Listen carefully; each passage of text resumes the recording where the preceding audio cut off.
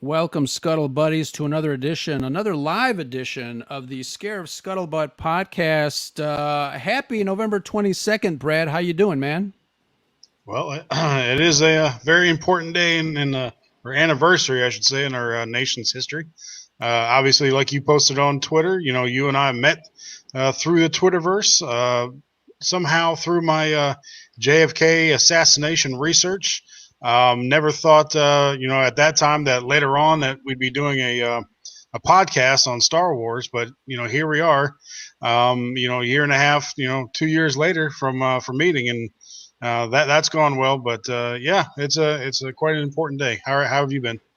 Pretty good, pretty good. I keep reminding myself. My mom told me never to talk to strangers on the internet, but all the stars and planets aligned, and as you said, here we are talking about Star Wars for.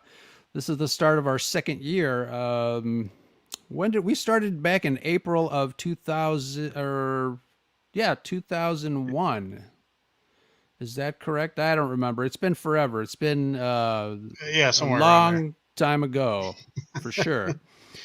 But yeah, I'm glad to see that you are doing well, my friend. Welcome, everybody, to another edition of our Mando weekly wrap up.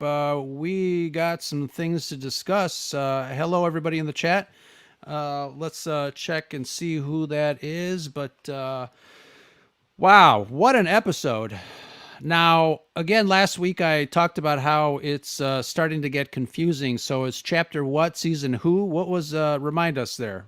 Yeah, so we got chapter 12 of the entire story, and we are halfway through this season. We are season 2, episode 4. So that did not disappoint as a good halfway point for the season.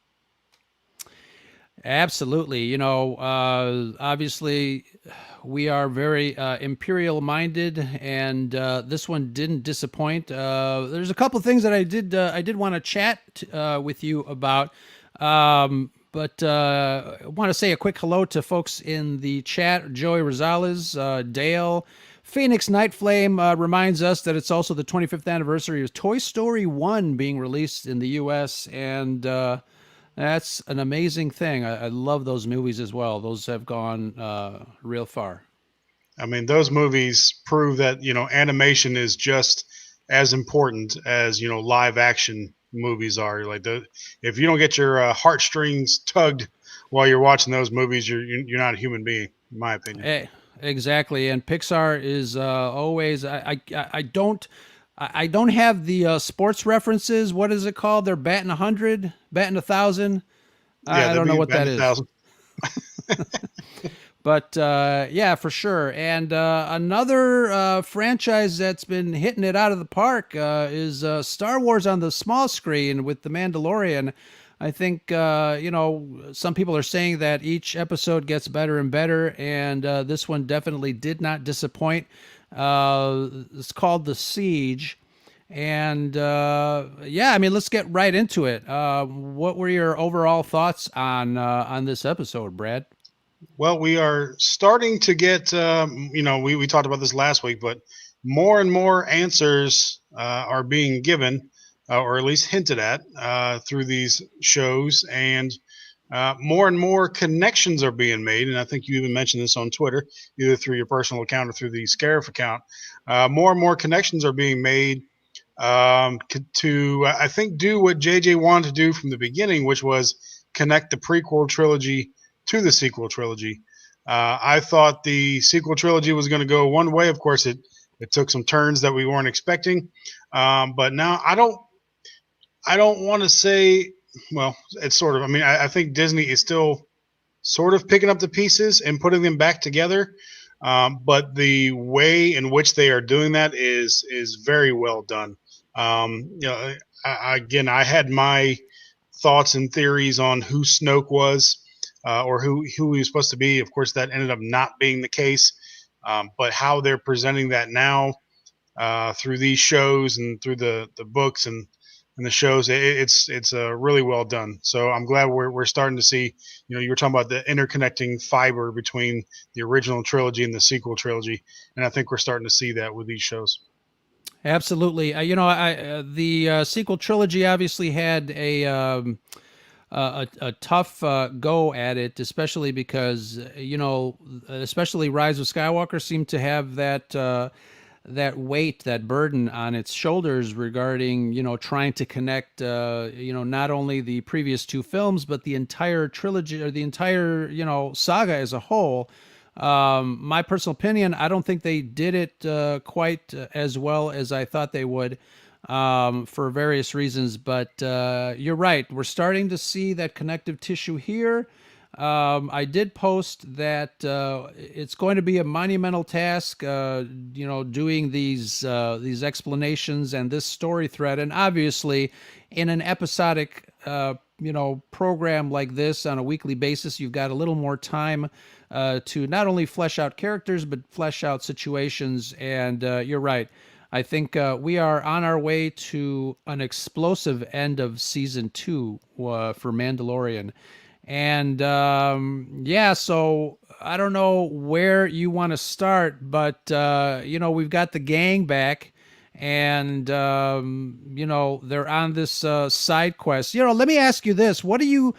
We've heard a lot of complaints regarding the side quest and the way that this program is structured. Again, they are going the route of kind of a western. It's we were very surprised that that first episode was longer than normal, but we're kind of back to the half hour format.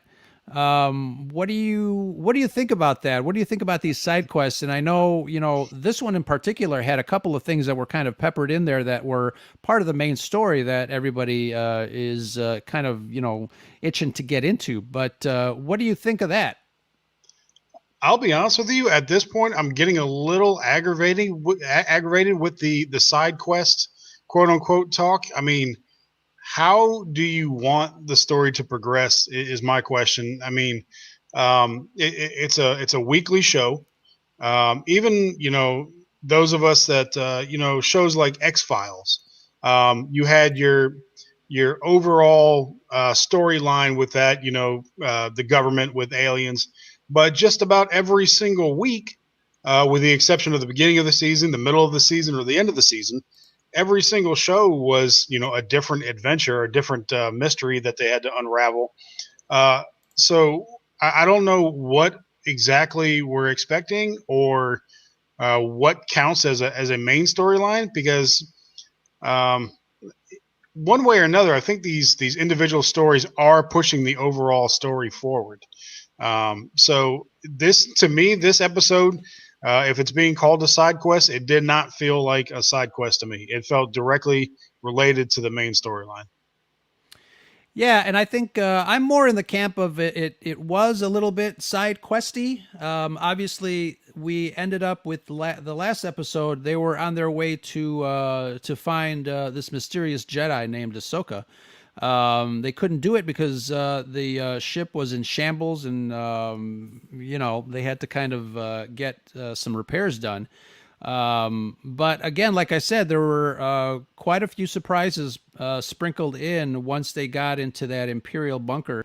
Some things that that we saw that were very surprising, and obviously we'll get into that real soon. But a couple of things that I did notice, probably after the episode aired, there were a couple of folks that posted, little things like the IG-11 statue in the middle of of the town there when they went into the cantina. So stuff like that is really cool. How have Did I you? seen this? I've seen this 3 times now. I didn't even notice that. Yeah, they There, walk when they're walking in. After they reach, I forgot what the name of the town is. Navarro. The I mean, the planet of Navarro, the Navarro. planet Navarro. But they were walking into the cantina. In the background, you can see IG-11. There's like a statue, and I guess in reverence to his great sacrifice during the last season. Um, you'll see it on the internet. So make sure to check that out. But Yeah. yeah, it's interesting. It's really cool. With Navarro, before we even get to the Imperial camp, it was nice to see that they cleaned up the place a little bit. Yeah. Cara Dune took the title of Marshal. Apparently, they liked giving everybody that title of Marshal. But I really love the school the little school that they had going, having the Uh, protocol droid acting as the teacher, and um, whether you want to call them Easter eggs or just Star Wars trivia knowledge. She was dropping all of them. She mentioned the Carillion Run, the Hydian Way, the Maelstrom, for around Kessel, and she even mentions that the old capital was Coruscant, and that the capital of the New Republic is Chandrilla. So that was nice to show that they recognize Chandrilla as the capital now.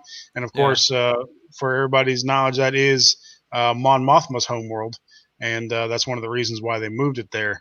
So it was nice to see all that knowledge being dropped right there in the classroom. And it was nice to see, a familiar face, a protocol droid. And I know there was a little, web traffic regarding, being able to see C3PO in this series. He's been in everything, thus far. He's one of the only actors that has had the luck to be in all the Star Wars. So, that would be very interesting. I think if they can do it creatively, Anthony Daniels obviously a big fan of his. C3PO a bigger fan of him. But that would be really cool. That would be really cool. But Absolutely.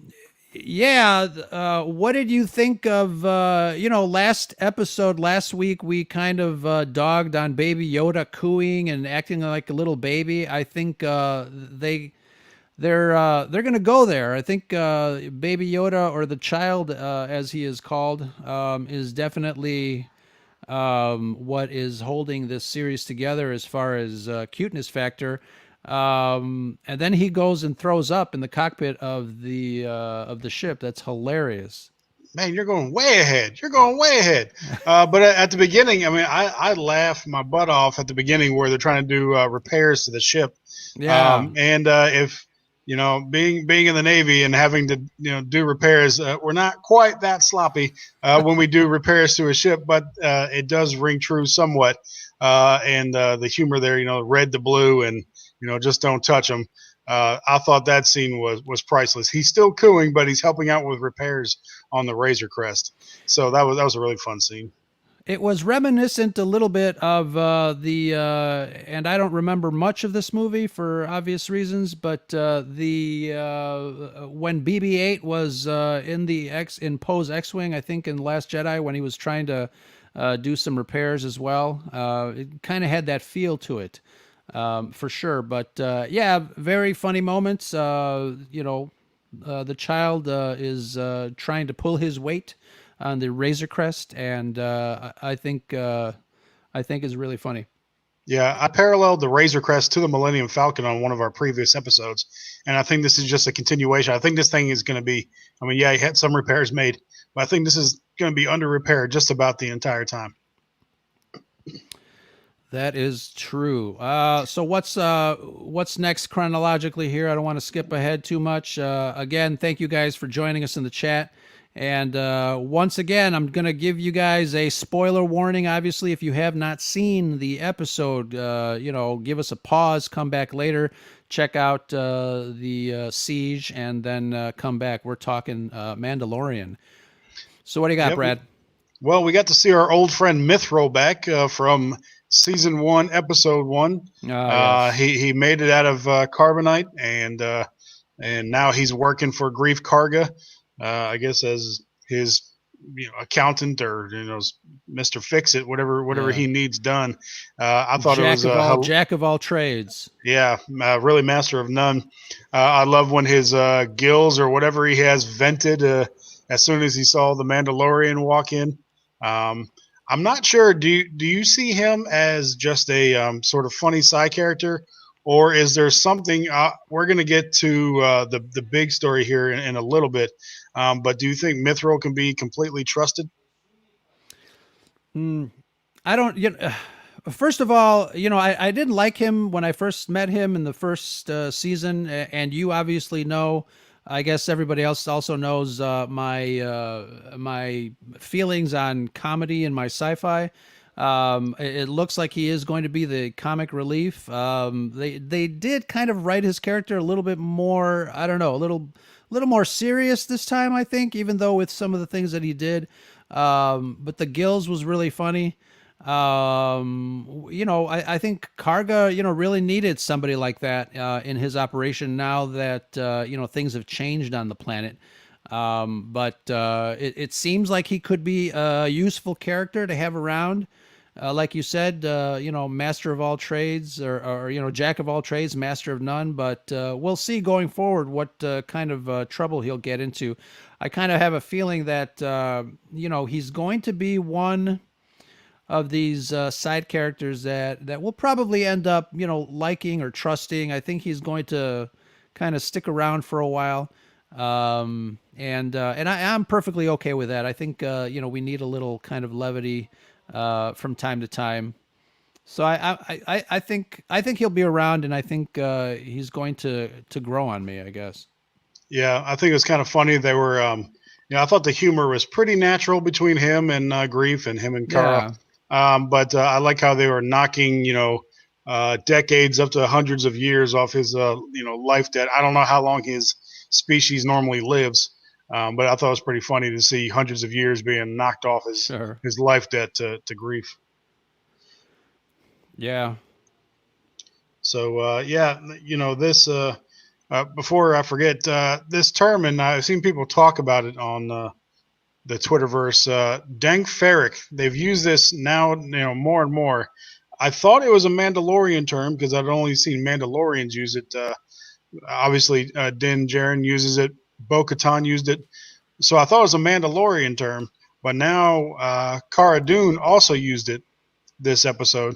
So is this just going to be the new curse word The new for the Star new Wars? the new Carabla or yeah. Carabas? I think, when they throw things in there like that, I think it makes it a little, a little fun, especially for the fans. Things like what they did with Battlestar Galactica, with some of the swear words in there, and I think we were talking about that in a chat. But yeah, I think that's pretty cool. It gives it a little bit of a grounded, thing to do. So I think it's Yep. cool. So what did you think about the aesthetics of the Imperial hideout there on the other side of Navarro? I liked it. Like I said earlier, whenever there's anything Imperial in this show, I'm all for it. I'm like looking at everything, in great detail. I love the ships. I love stormtroopers, classic stormtroopers. Love when I see them. Very pleasantly surprised that the biker scouts came out in force, and that chase sequence was amazing. One of the things that I will nitpick on, and tell me if you kind of get my drift. So the fish boy, what's his name? He's the guy that will poke fun of Star Wars things, kind of like how Mr. Roper used to look at the camera every time he insulted his wife. So he's kind of like the guy that does that for us. When he was tasked to go and change the code to turn off the safety measures on that core so it can blow up. As soon as he got on there, we all talk about guardrails in Star Wars. He got on there and he looked around. He said, "Hey, there's no guardrails on here." So Han Solo, obviously he crossed that catwalk thing, and there were no guardrails when he died, when Kylo killed him. Also, the transport troop, a couple of scenes before that, for some reason it was covered with a tarp, like it was hidden. And he noticed it and he said, "Oh my God, do you know how much this will fetch on the black market?" That's like for us collectors, a little nod as well. So it's kind of a funny thing to hear all that stuff that we as fans in the real world, talk about with Star Wars, and it's kind of similar to what when stormtroopers can't shoot straight. I think we Yeah. had a very detailed conversation regarding that, which kind of annoys some fans in the group there, but. Yeah, I mean, like I said, whenever there's Empire involved, I am, freeze framing and watching it intently. I love the aesthetics, I love the look. But there's some surprises on that base, weren't there? Yeah, and as far as him making those comments, like you said, it was very in the end of the first season, we had the two scout troopers just trying to take target practice, and they missed every single time, and he even shook his little blaster. It sounded like a little spray paint can when he shook it. Right. But I like that this show can uh, on one end, not take itself too seriously. On the other end, have some of the best, action and fight sequences that we've seen in a long time. But yeah, I'll be honest with you. Well, we know I've been bad at predicting everything that's happening on Mandalorian. I'm not batting 1,000 for you sports types. I've been batting 500. Um, that means half right row, by the way. Okay. Yeah, Um, I was gonna yeah, ask. yeah. Got to know your audience. But I just thought this was a hideout. I knew, I figured we were going to see those speeder bikes that we saw from the trailer and everything, but I was not ready for, again, the side quest thing. I thought they were just going to take out an Imperial base, not realizing its direct tie to the main storyline. And when they got there, and you had the two, sort of scientist clerk guys, and they completely destroy the records, I'm like, oh, I was not ready for this. And then you see the cloning vats, and the first thing, of course, I just got goosebumps even talking about it. First thing that I just like, I grabbed my son when it happened. It was the music in the background. The Mandalorian. Most of the music has been completely original, but for the first time, as soon as you see those cloning vats, you have that music that is either in Episode 7 for Snoke. That's Snoke's theme in Episode 7, or going and then connecting that back to Episode 3. That is the same, nearly 90% the same music that was being used for Palpatine, uh, for Sidious when he's talking to Anakin about Darth Plagueis the Wise. That low, musical hum that they have, and then you have that as soon as they look at the cloning vats, and that knocked my socks off. The fact that they were able to put that in there, and that moment right there, I think, is when they tied just about everything together from this prequel trilogy all the way up to the sequel trilogy. That is something that I did not notice. I did want to mention the music, in this show has been fantastic. I know that the music has taken a little bit of a different route. It's not as orchestral as a John Williams score. It's more organic. It's more tribal. It's more percussive. And I think there are some times when I miss that John Williams grandiose scale of music, and I think this episode is one of the episodes where I really wanted to hear, that familiar dun dun dun dun dun dun dun dun dun, dun, dun, dun, stuff like Yeah, that. But I'm gonna have to go back and see during that part, and that's one of the things that I love about Star Wars is like everything gives you clues. I know a lot of people, turn on the closed captions to make sure that they don't miss anything. In the script, they got names, obviously, things that are being said in the background, and obviously, being fans of Star Wars, we know that the music is a very integral, storytelling method that a lot of people don't pick up on. And you're absolutely right. I'm going to have to go back and really see that. And if I hear that music, man, wow, that's going to be chilling. yeah, But yeah, these cloning vats, I know a lot of people, and one of the things that really kind of sucks is you can't screenshot when you're watching it, obviously on a device. So you can kind of zoom in and take a look, but people are still, grabbing a frame and then blowing it up and adjusting contrast. And Very interesting. Again, just tying this storyline to the sequel trilogy is, I think Phoenix Nightflame said it earlier. It's going to blow our minds once we realize what they're doing. Yeah. Looking at those cloning vats, immediately thought of the Rise of Skywalker. From the first scene where Kylo Ren meets Palpatine, and of course you have Snoke in those cloning vats, and just immediate connection there. But it was good to see Doctor Pershing's. Just before this episode, I Oh yeah. asked my son. I was like, "Where did Doctor Pershing go? Did I miss something on that, or did he just kind of like sneak away?" And I guess he had. He's still there. It's nice to see that he's working directly for Moff Gideon, and we get more on Strandcast. Strandcasting was mentioned in season one, but now we have even more details on Strandcasting. We have the M word being brought back up. I know you've been posting a lot of stuff about midi-chlorian counts, or M count as he called it. I thought that was really nice that they called it an M count. It's also interesting that just an imperial scientist knows that term at all. So I guess somehow that made it into the scientific realm in Star Wars. But I guess we have, he used the term volunteer. I'm not sure if he really meant volunteer, but he talked about a volunteer.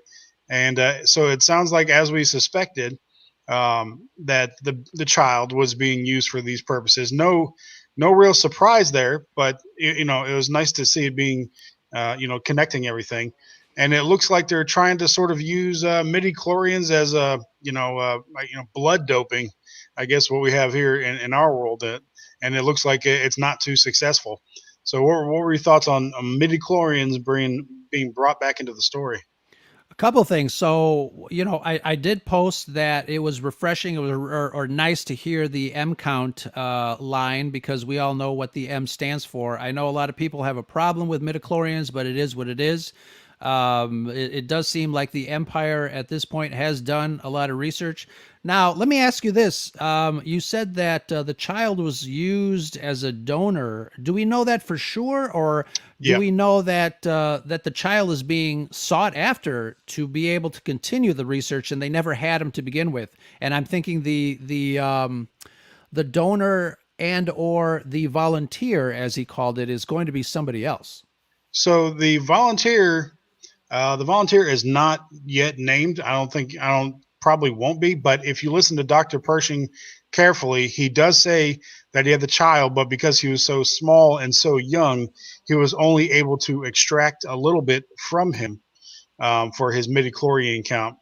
Um, and that's why Moff Gideon wants him back again, is so he can get some more of his blood. I guess for and we're going to be talking about this. I know on an upcoming episode as far as Sith Eternal and how that works, and we'll go into more detail on it. But in episode one, Obi Wan and Qui Gon, they mentioned that Anakin's midichlorian count was higher than even Master Yoda's. So whether that was Yoda specific or specific to his particular species, it would seem that he and Yoda, whatever their species is, typically has a very high midichlorian count, and that's why they needed the child, was to extract some of his blood and be able to use it to, I guess, maybe pump through these so-called volunteers to try to be able to bring back, to reincarnate Palpatine. Yeah, that's going to be chilling. I had another thought regarding midichlorians, but again, it seems like Filoni and Favreau are, are really succeeding in kind of tying this series to everything, everything that came before and everything that we know, comes after in the work of the sequel trilogy. And I from the beginning I've been asking you and all our listeners, how does this affect the sequel trilogy? Where is the child during the sequel trilogy?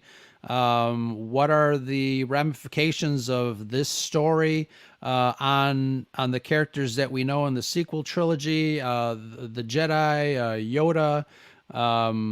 it's going to be interesting to kind of see where this ends up because I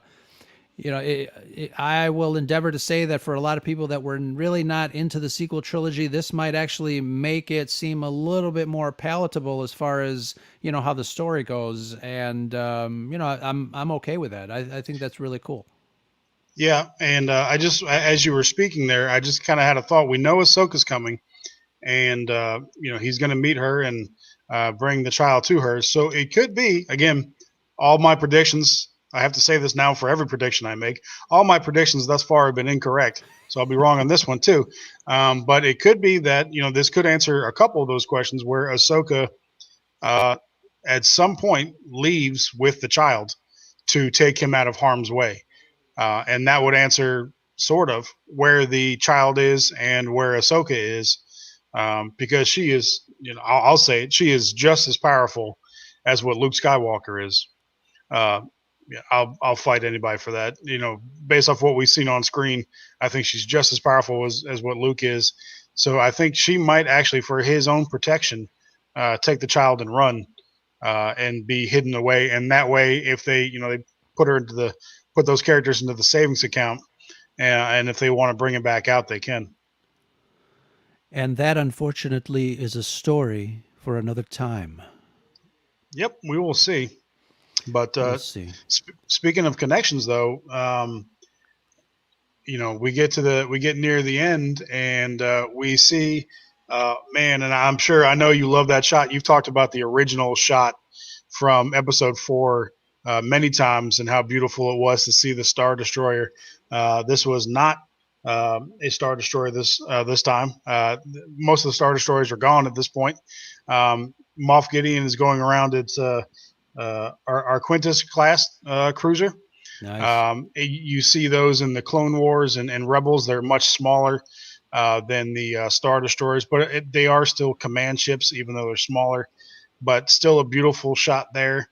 But we have the because I told you I posted on Twitter that I have a theory, but I want to get back to that.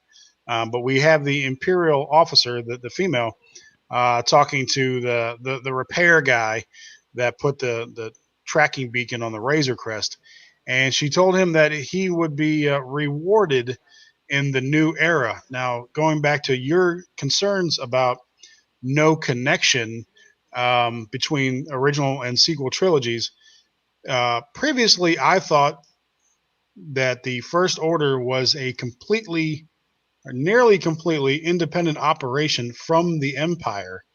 We had Operation Cinder, which was just a scorched earth policy from Palpatine. But you know, besides that, you had a few zealots went out into the unknown regions and rebuilt.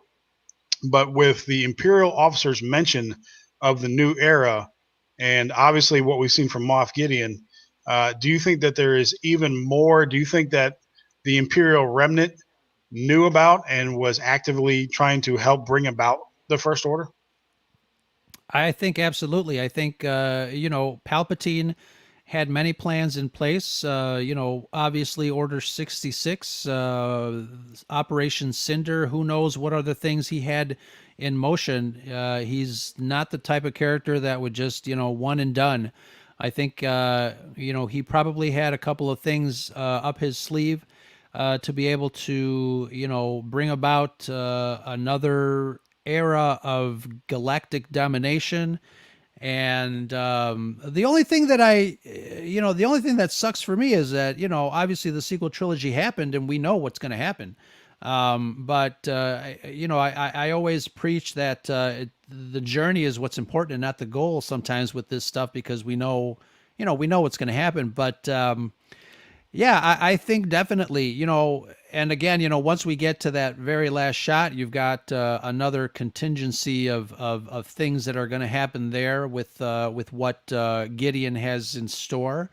I don't know, what is going to happen next week, this coming Friday, but it's getting really exciting. It's getting really like nerve wracking to some point, and we'll see what happens. Do you think Somebody also posted that they people think that we're done with Boba Fett. Do we have any inclination as far as is he going to come back into the mix here? Are we done seeing him, or what does his role play in the overall story once at this point? It may not be. I think.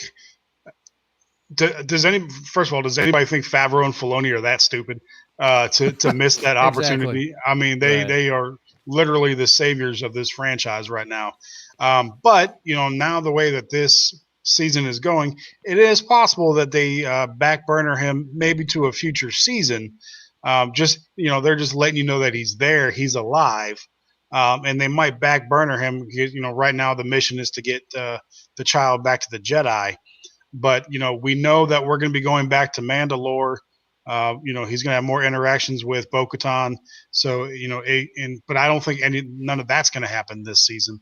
So I think he might just be tabled into a future season. But there is no way that Favreau and Filoni let that one go. But I think right now it's just a tease. But as far as this tracking beacon goes, um, do you think that? And I'll give you my theory. Like it's pretty much a Hail Mary theory. But do you think that repair technician was operating on his own? I guess is a multi-part question. Do you think the repair technician was operating on his own, or was he working with Grieve Karga, since that was his technician? And if he's not working for Grieve Karga, um, I assume Mandalorian's going to figure this out at some point. And do you think Mandalorian Din Djarin is going to think that it's Grieve Karga, and that's going to cause some drama between them? I think he is acting independent. But I like that theory. It throws a wrench into the mix with the relationship between Grief Karga and Mando and the rest of the team. So that might make some interesting drama later on if they go that route. But the mechanic guy that put the tracking beacon on there reminded me of the character in the Rise of Skywalker, the one whose ship they found in the middle of the desert. Uchi or Yeah, Ochi of Bestoon. I don't think they're the same species. However, that species has been seen more lately. I think you can see them in the Rise of Skywalker, and they have been in the video games more recently. But separate from grief, this is a random thought, and even I don't think this is true, but just for discussion sake, any chance that Cara Dune could be a traitor, could be a double agent? wow. I want to say my first instinct would say no. Um, I think people like her too much. But a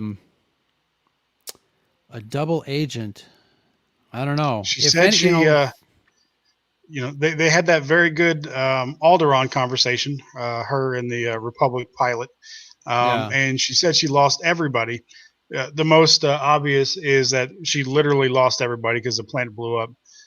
But there was an Imperial side to that, and maybe she lost everybody from an Imperial standpoint.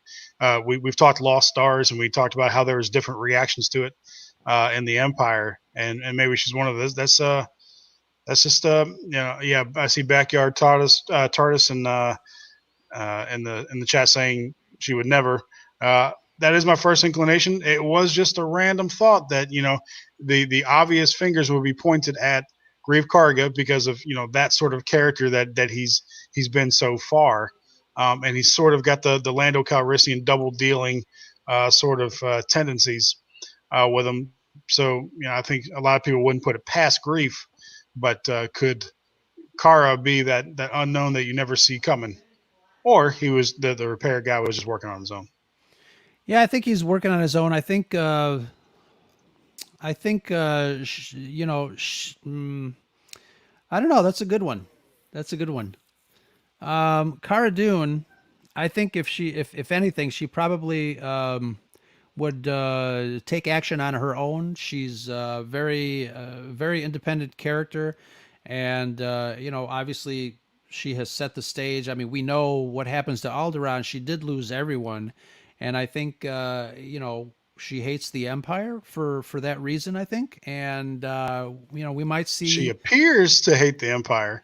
Yeah, yeah. You remember? Do you remember the original conversation that he had? One of the original conversations that he had with her from season one. It was a little bit awkward, talking how she used to be a jump trooper, a rebel shock trooper, but Mhm. somehow she was forced into early retirement, something along those lines, which to me was a little bit awkward. I'm just saying, it's a long shot, but I'm putting it out there. Yeah. All right. Sounds good. What else? We got a couple of things. I do want to mention. This will be the first time that we will mention. We teamed up with a new sponsor, Brad, and your product is on its way. But I just want to tell everybody in the chat who our sponsor is. It's a new team up, and we're very happy, and we're chuckling on the inside at our new sponsor. If you guys go over to manscaped.com, Manscaped, manscaped.com, there's several packages to choose from. What do I got? 85% of women think that bad grooming is a major turnoff. Did you know that, Brad? I wonder how many percentage men think that grooming is a major turnoff, because we usually don't. 87. 87%. 87. No. 87. Men have low standards, so it's probably around 5%, Right. I think, for men. Yeah, but if you guys in the chat, and I don't know, maybe the ladies want to do a little gift Christmas is giving this coming up. holiday. Christmas is Christmas is coming up. coming up. You got to join over 1 million happy men who keep their junk coiffed. It's good practice, everybody. If you guys go to manscaped.com, get 20% off of your purchase by using our promo code I want to say it. Beach Balls. Oh, go ahead, Oh, God. We God. can edit it. Go ahead. Say it. Yeah. Say it. Y'all didn't hear Rose say that.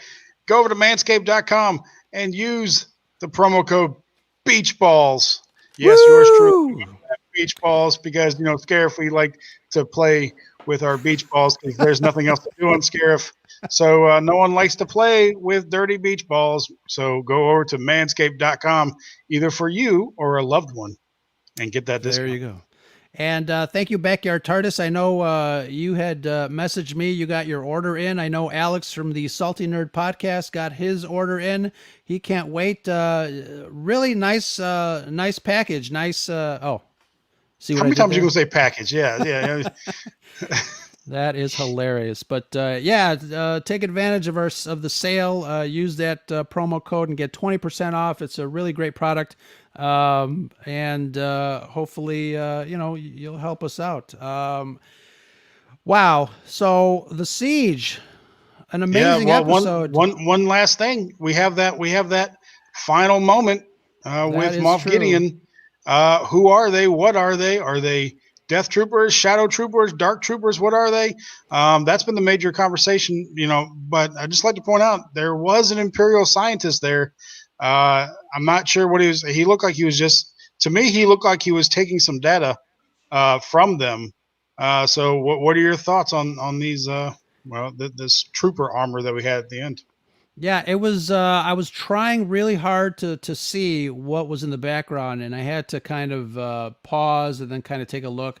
I didn't pay attention too closely the first time around, but yeah, people were saying that this was kind of a great homage to the old PC game.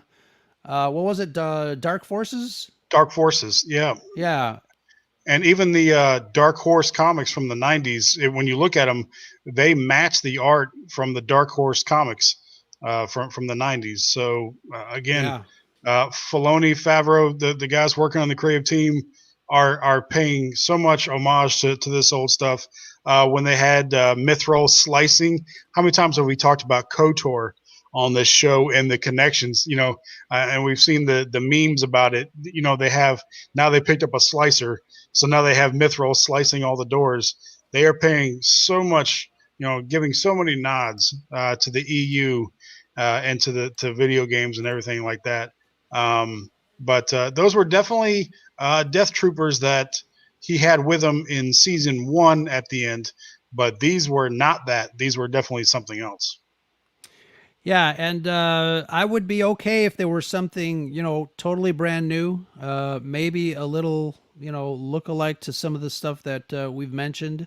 But Fardog says some of the images that he's seen looks like their necks are thin and mechanical, maybe Grievous-like. I did notice that it had black tubes coming from a chest plate going around and underneath the breastplate there. So. Who is he going to be using these against? Do you think is it the Mandalorian, or do they even know where they're heading? Do they know that they're going to be fighting a Jedi that's still around? And here's another prediction: how badass would it be to see remnants of an Inquisitor team, or something like that? Something in that Well, realm. oh my God! Well, don't tease me like that. Don't play with my emotions like that. So, well, I was thinking the Inquisitor or what's he called? The droid that has Palpatine's face in it that we The see in messenger, the the Star messenger. Wars. Yeah, the messenger. Thank you. The messenger droid from Palpatine. I would just I'd lose it. I'd lose it if we saw that, and if they were able to get Ian McDermott to have his face in that screen, I would just lose it. Now you're playing with my emotions, Brad. I I know, can't right? stand it. That is that. Wow, that would be I mean, amazing. I wouldn't put anything past Favreau and Filoni and the rest of the team at this point. Absolutely, absolutely. But What yeah, else? you said I'm ready to give him my scuttle cheeks. I was at 6:50 in the morning on Friday. I was ready to give my scuttle cheeks recommendation for this show, but you posted later on that you disagreed. You probably disagree with mine, so I guess we'll let you go first this time. Well, you know what? I'm going to backtrack because I think I mentioned some of the little nitpicky things that I had with this episode. I think it's probably my favorite so far. Again, anything Imperial in nature, I'm all in.